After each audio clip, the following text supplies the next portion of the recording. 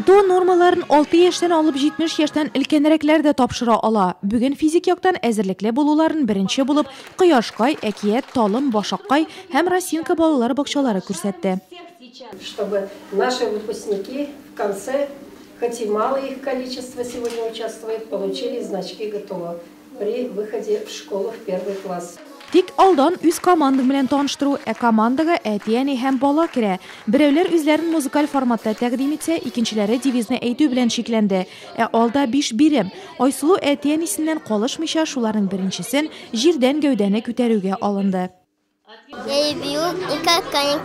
Мин тимер аякта шуарга яратам, идә ярышларга әзерләндем, бик озак шөгыльләндем. Гәүдәне күтәрү җиңел булмады. Озынлыкка сикерү җиңел күнегү, тик беренче карашка гына икән. Монда кулларны ныграк селкү, көчле итеп этәрелү кирәк. Кечерәкләр исә үз ысулын тапты. Безнең гаилә спортны ярата, иртәнге зарядканы калдырмыйбыз, беренче тапкыр катнашабыз. Бик канәгатьбез, тагы да килербез әле. Туп ыргыту, сыгылмалылыкка күнегү буенча ГТО нормалары кабул ителде. Һәр һәвәскәр спортчының нәтиҗәсе кәгазьгә теркәлде.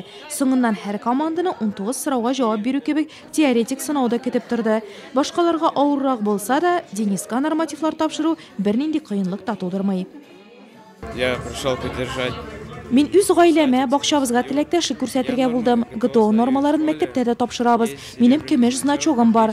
Күнегүләр авыр түгел, шулай да аларны барысы да башкарып чыга алмый, ләкин катнашырга кирәк. Бу бит спорт, сәламәт яшәү рәвешенә тартылу.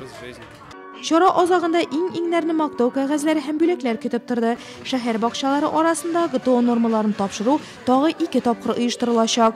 Авыл мәктәпкәчә учреждениеләрендә шундый спорт имтиханы көтә.